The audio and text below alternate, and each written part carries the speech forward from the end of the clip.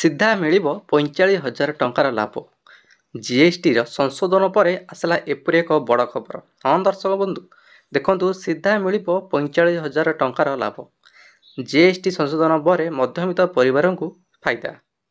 ଯଦି ଗୋଟିଏ ମଧ୍ୟବିତ୍ତ ପରିବାରର 1 ଲକ୍ଷ ଟଙ୍କା ପର୍ଯ୍ୟନ୍ତ ଆୟ କରୁଥିବେ, ସେହି ପରିବାର ଆଗକୁ ଯାଇ ବହୁତ ଗୁଡ଼ିଏ ଫାଇଦା ପାଇବାକୁ ଯାଉଛନ୍ତି। କ'ଣ ସବୁ ଫାଇଦା ରହିଛି ଜାଣନ୍ତୁ।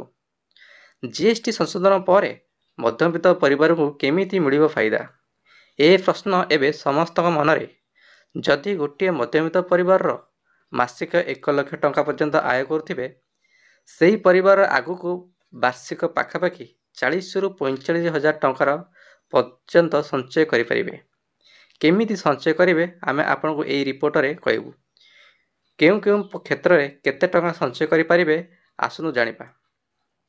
ଟ୍ରମ୍ପ ଯେଉଁଥିରେ ତାରିଫ ଲଗାଇଛନ୍ତି ସେ କ୍ଷେତ୍ରକୁ ସହାୟତା ଦେବେ ସରକାର। ଆସିବ ପ୍ୟାକେଜ।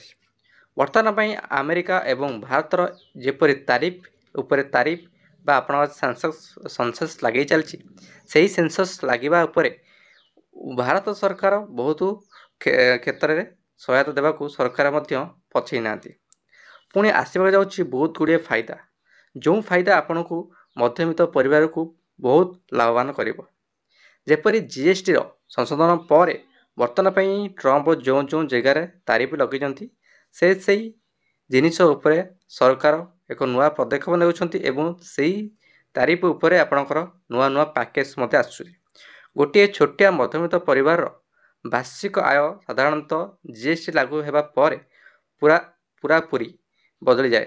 ଯେପରି ଜିଏସ୍ଟି ଲାଗିଯାଏ ସେହିପରି ଅଧିକ ଦରମା ବା ଅଧିକ ଟଙ୍କା ଦେଇକି ଆପଣ ଜିନିଷ କିଣନ୍ତି।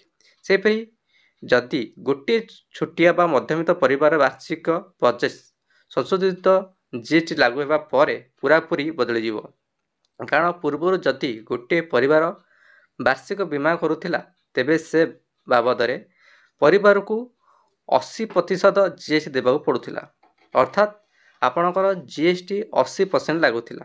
ଏବେ ବୀମା ଉପରେ ଜିଏସ୍ଟି ଶୂନ ହୋଇଥିବା ପରେ ସେହି ପରିବାରର ବାର୍ଷିକ 5,000ରୁ 400 ଟଙ୍କା ସଞ୍ଚୟ କରିପାରିବେ। ତେଣୁକରି ବର୍ତ୍ତମାନ ପାଇଁ ଯେଉଁ ଆପଣ ଜିଏସ୍ଟି ଲାଗିଥିଲା ଆପଣଙ୍କ ସଞ୍ଚୟ ବୀମା ଉପରେ, ସବୁ ସଞ୍ଚୟ ବୀମା ଉପରେ ଆପଣ ଯେଉଁ 18% ଜିଏସ୍ଟି ଦେବାକୁ ପଡ଼ୁଥିଲା, ବର୍ତ୍ତମାନ ପାଇଁ ସେ ବୀମା ଉପରେ କୌଣସି ଟିକସ ଦେବାକୁ ପଡ଼ିବନି ବା ଆପଣଙ୍କ ଜିଏସ୍ଟି ଦେବାକୁ ପଡ଼ିବନି। ପାଖାପାଖି ଆପଣଙ୍କର 5,400 ଟଙ୍କା ସଞ୍ଚୟ କରିପାରିବେ ଆପଣଙ୍କର 1 ଲକ୍ଷ ଟଙ୍କା ଉପରେ। ତେଣୁକରି ସେହି ଅନୁସାରେ ଆପଣଙ୍କର ବହୁତ ଗୁଡ଼ିଏ ଫାଇଦା ହେବାକୁ ଯାଉଛି। 18%ରୁ ଆପଣଙ୍କର ଜିରୋ ହୋଇଯାଇଛି।